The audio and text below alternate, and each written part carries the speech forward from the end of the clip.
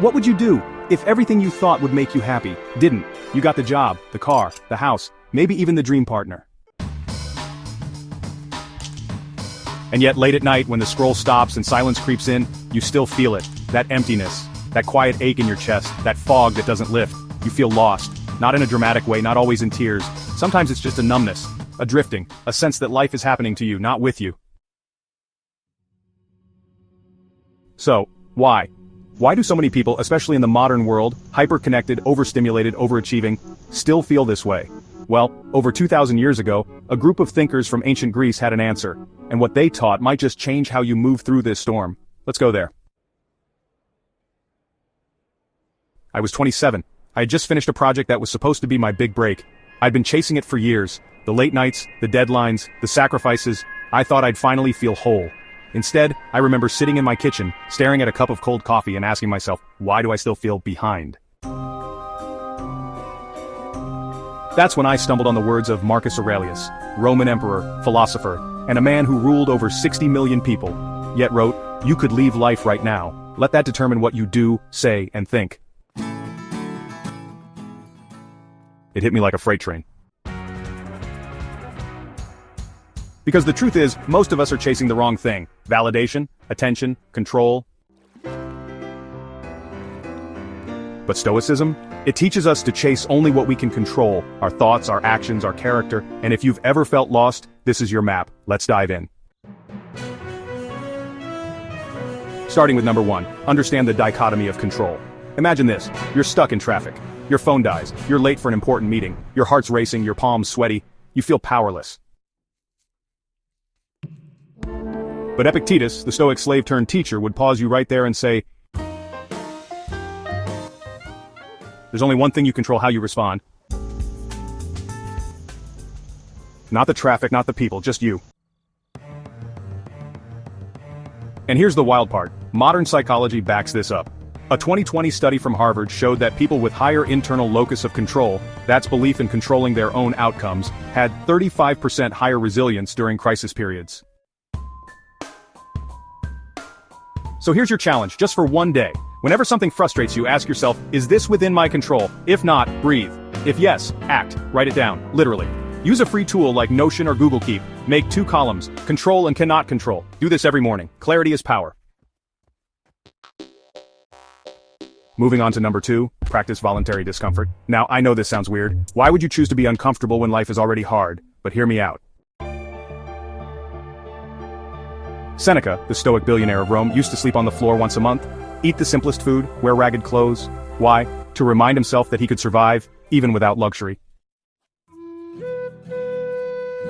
In his words, set aside a certain number of days, during which you shall be content with the scantiest and cheapest fare, with coarse and rough dress, saying to yourself the while, is this the condition that I feared? Because the truth is, fear grows in the unknown, but when you expose yourself intentionally, you reduce its power. Try this, take a cold shower, walk without your phone, fast for 12 hours, sleep without a pillow. Just one small discomfort once a week. You'll start to notice it doesn't break you, it builds you. And here's the bonus. Studies from Stanford show that controlled discomfort training increases dopamine sensitivity, which means you get more joy from less stimulation. Let that sink in. This next one will blow your mind. Memento mori, remember death. Now I know this sounds dark, but it's not about being morbid, it's about being alive. The Stoics didn't obsess over death, they embraced it as a compass. Marcus Aurelius wrote, you could leave life right now, let that determine what you do. And you know what? In 2022, a team of psychologists published findings that people who consciously reflect on mortality tend to live with more purpose and less regret. Less scrolling, more living. So here's a simple yet life-altering exercise. Download a free app called We Croak. It reminds you 5 times a day that you will die. Sounds odd, but after a week you'll notice, you stop wasting time. You start cherishing it. You laugh more with friends. You call your mom. You finally start that project. Because life is finite. But meaning? That's what we create inside the time we're given.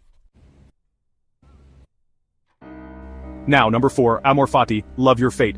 Friedrich Nietzsche echoed the Stoics when he said, "My formula for greatness in a human being is amor fati, that one wants nothing to be different, not forward, not backward, not in all eternity." Don't just accept what happens, love it. This isn't, toxic positivity, this is transformation. Taking even the hardest moments and saying, this is my training, my test, my shaping. And here's how you do it. Every night, journal one thing that went wrong, and write down how it might be a gift in disguise. Use a simple tool like Day 1, or even a blank Google Doc. The practice isn't about pretending everything's fine, it's about realizing you're stronger than you thought. You don't just survive, you transmute. And finally, number 5. Live by virtue, not by vibes. This one's tough, because in today's world, it's easy to get lost in trends, reactions, likes, and aesthetics. But the Stoics asked, what kind of person do you want to be? Brave, honest, patient, disciplined. Because when you define your values, you stop drifting, you start leading your life.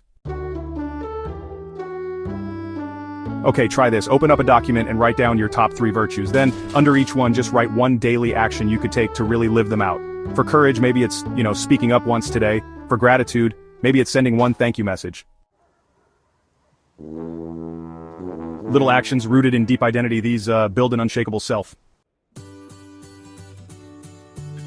Now, if you've made it this far, maybe you've realized you're not lost. You're just listening to the wrong voices. And maybe today is the day you stop chasing things that don't matter, and instead, start choosing what you can control. Start loving what is. Start living with intention, not impulse. Because the Stoics weren't cold or emotionless, they were alive, courageous, centered in chaos. And if they could find peace through war, exile, slavery, betrayal, then so can we. So, if you're serious about building a life that feels like your own, hit that button, join us here, and let's keep walking this path together. What's your virtue? Drop it in the comments. I want to hear from you. And next week, we're diving into something even deeper. Why doing nothing might be the most powerful act of all. Until then, stay strong, stay steady, and remember, you already have what you need.